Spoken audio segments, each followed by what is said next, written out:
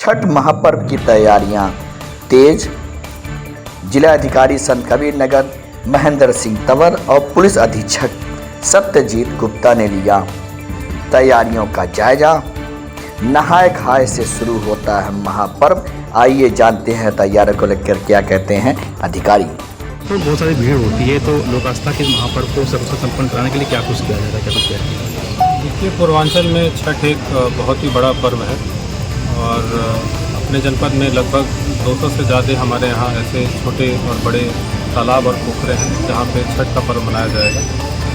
सभी पोखरों और तालाबों पे बहुत ही ज़्यादा भीड़ होती है, तो सुरक्षा के दृष्टिगत पुलिस ने बंदोबस्त कर रखे हैं। हमारे सुरक्षाकर्मी वर्दी में भी रहेंगे, प्राइवेट में भी रहेंगे, साथ ही LIU की भी टीम हमारी रहेगी, भ्रमणशील रहेगी और हम इंश्योर करेंगे कि कोई भी महिला संबंधी अपराध किसी के द्वारा कारित ना किया जाए। साथ ही साथ जो चेन काटने की जो घटनाएं होती हैं उस पर भी लगाम लगे। हमने ये भी इंश्योर किया है कि जो भी हमारे बड़े तालाब हैं वहाँ पे नाव का बंदोबस्त हो और जो छोटे तालाब हैं वहाँ पे गोताखोर हैं ताकि किसी भी अनहोनी से बचा जा सके। सुरक्षा के दृष्टिगत सारी तैयारियाँ हैं और हम आपके माध्यम से हमारे